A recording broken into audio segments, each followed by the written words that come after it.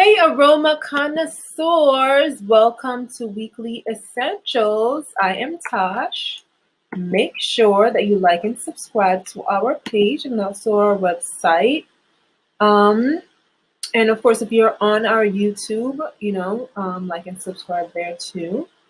So this week we're going to go over, actually I was going to make a video last week, but I got caught up in a couple of things. So I didn't get to make it, but we're going to go over this FTC warning letter on essential oils concoction points to growth of ingestible uses for these ingredients. Okay. Blah, blah, blah. A marketer of essential oils has been warned by the Federal Trade Commission, FTC, over unsupported antiviral claims for the products. The FTC cease and desist action was addressed to Andrea Laza and to mynaturaltreatment.com. The website is part of the Amazon Associates program, in which marketers generate content on a commission basis that is used to direct readers to sites where products promoted by the content may be purchased. The warning letter was also addressed to the regulatory arm of the Amazon Associates program, which I have Amazon, so I try to, of course, put my oils on there, and there's like a big issue with that because my oils, what was the regulation? I had to purchase them within 3 to 6 months of putting them on the site, which I did have oils that I purchased within 3 to 6 months. And there's always like an issue, so I kind of like didn't really bother with Amazon. And plus my business is not, well, I don't want to say that here, so I'm not going to say it. So yeah, so I didn't want to, there was a little conflict there, so I didn't put it on. Well, I did put it on there, but when I put them on there, they'll take them off and give me this warning, blah blah blah. Well, anyways, so there's that. So I guess, I think like last week I kind of, was it last week or the week before, I kind of touched a little bit on that. I forgot what I was going to say, but let me try to think about it. Young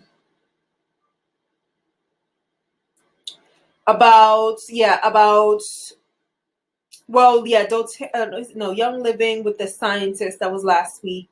So what was in relation to that? So and I'll probably, when I read this, I'll probably try to think about the things that I kind of been reading about and trying to analyze.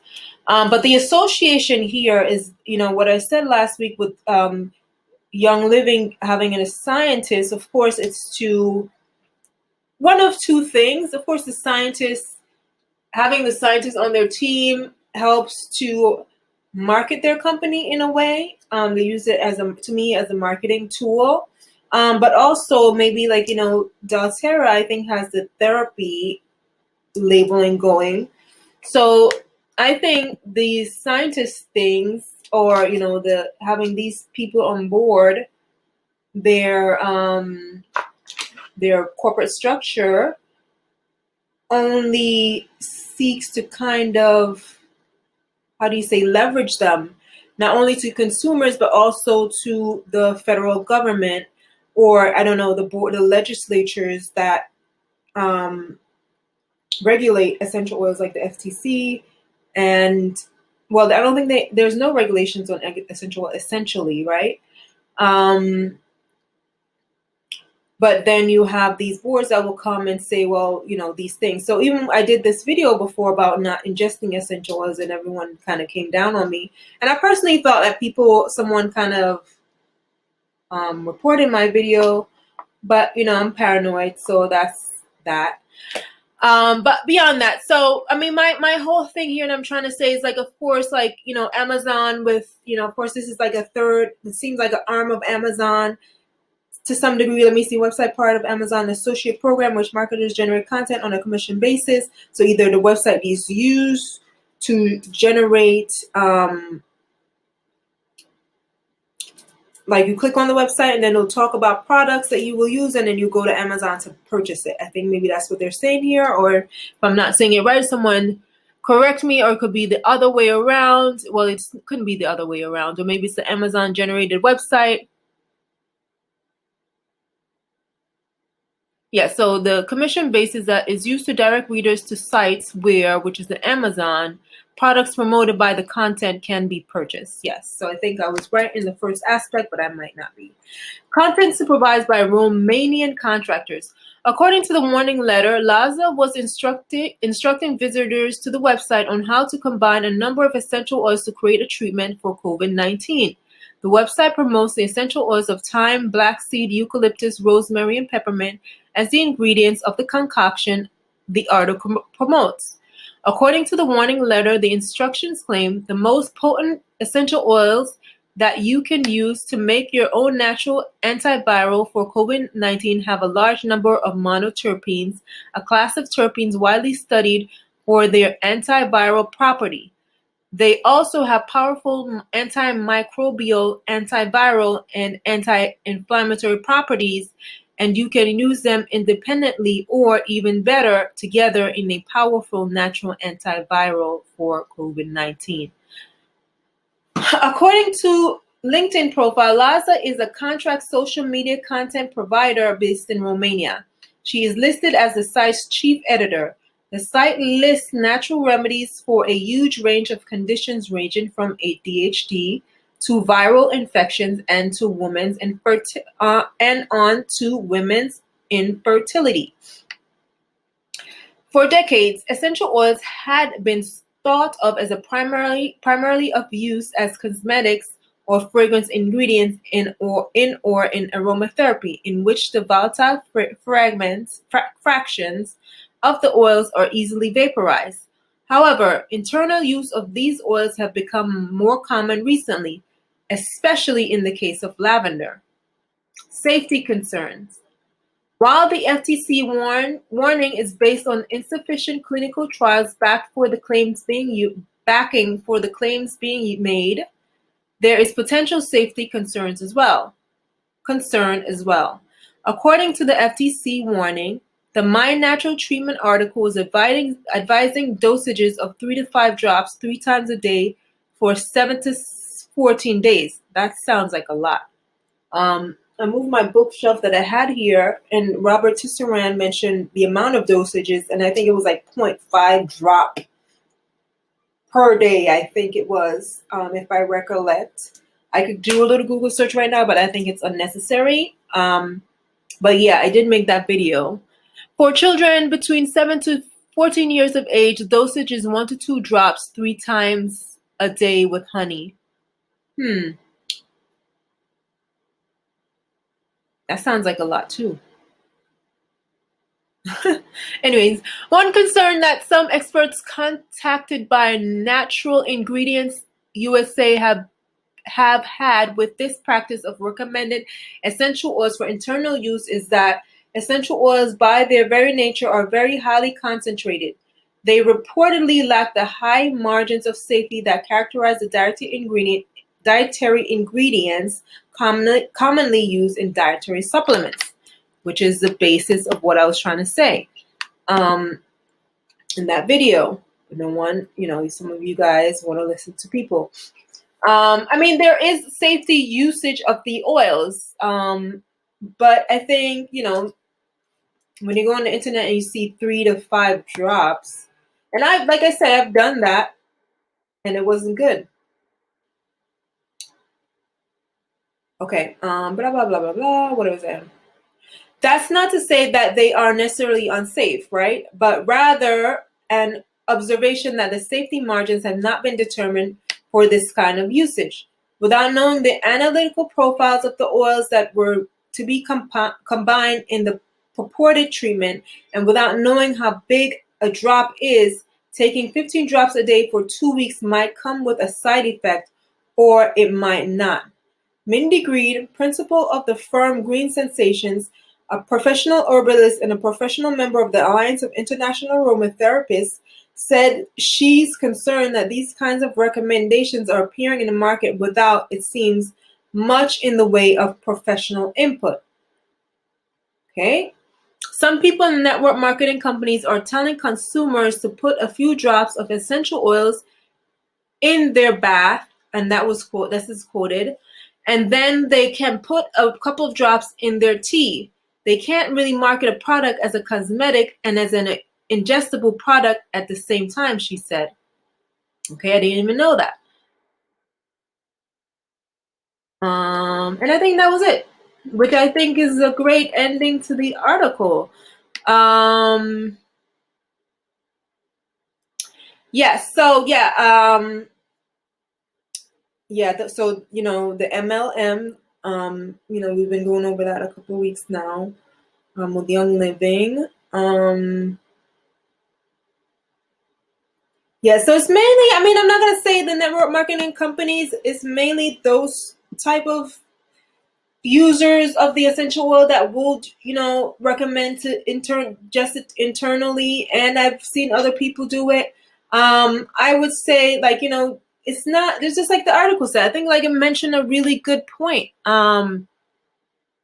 It says, without knowing the analytical profiles of the oils and then also your body's composition, right? That's why you have to go to your doctor. So even though you might think, well, the doctor doesn't know what they're talking about when it comes to natural remedies, but they do kind of know what they're talking about with your body. So they could tell you, okay, well, you are allergic to these things. So then you could go and look up the analytical profiles. I forgot which website that provides it, but you go and look up the analytical profile of these oils and see what you are accustomed to with your body and what the oils might, contraindicate, right? So that's just important. That's one of the important parts.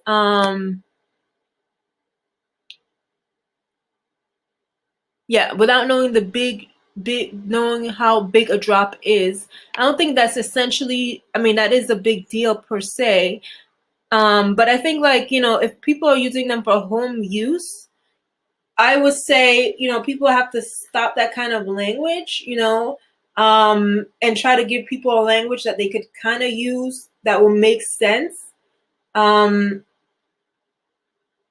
Right? Because then it's kind of like, I think, one of the things that I'm understanding, right, with the oils is, or what I've seen is kind of like this, what's the word I want to use now?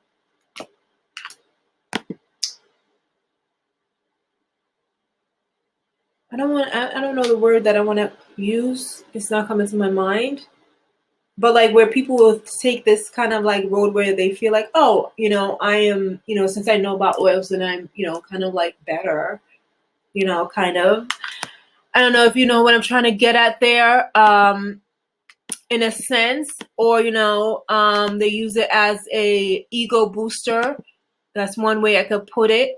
And so, you that don't know about the oils, then you are, what's that word that Hillary used?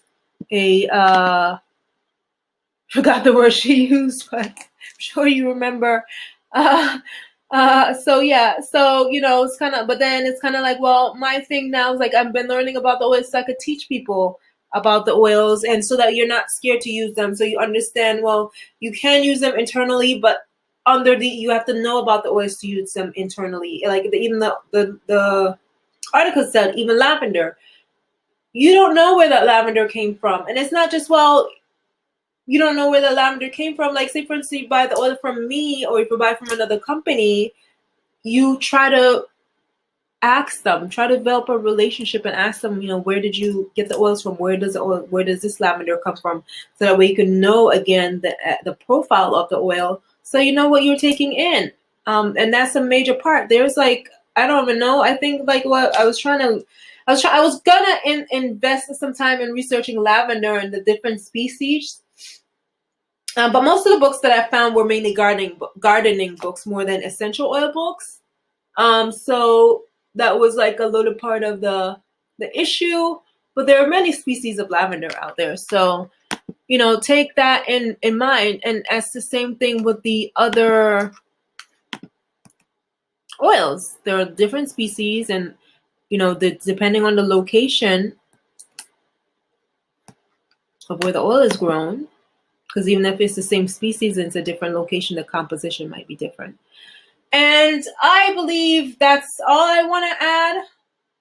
No, I want to add another thing about that. So one of the things with essential oils, right? So you have all these not regulations, because it's not really regulated. But then you have like these things, like say for instance, you can't say the oils, because the oils can be, it says in an article that you can ingest the oils, right? But then you have these regulations, or these not regulations, these regulatory body and the medical pharmaceutical industry that will come down on you if you're saying these things. So even for me, I could definitely say you could ingest the oils, but just from a protected, I mean, I'm not gonna lie and say from a business perspective, I'm not gonna say it because of these things.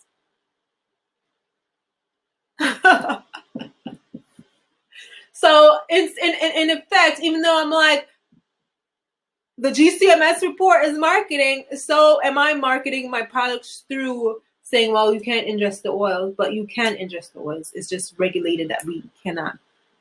As the lady said, I didn't even know that was a big part of it. Let me go back to that. Where she says, because the oils, this is how the oils are produced, and that's how we have them on the market, because they are used, right? They're used in mainly fragrance and bath products, home care products. So, yeah, you are really marketing a product as a cosmetic and as a ingestible product at the same time. So, I guess this is where the gray area comes in. So essential oils are on the market. Like if I'm selling them as a cosmetic product. This is the trick here. I'm selling them as a cosmetic product. That's what it's regulated as, I guess. I'm not sure if that's the correct terminology. But it's regulated as a cosmetic product. So if I'm selling it as a cosmetic product. I cannot sell it as a medical product or as an ingestible product. I hope you guys get that. And that's it for this week. I learned something. I absolutely learned something from that. And I hope you did too. Drop a comment if you learned something and let me know. Ciao. And I hope that I'm able to download this video, because that's been like my major issue. I finish it and then I can't download it. Anyways, like and subscribe. Thank you. Ciao. And go to my Instagram. If this is on YouTube, go to my Instagram and you'll see that other video that I did about ingesting, not video, but a reel. I might post it here on YouTube about ingesting essential oils. See you next week.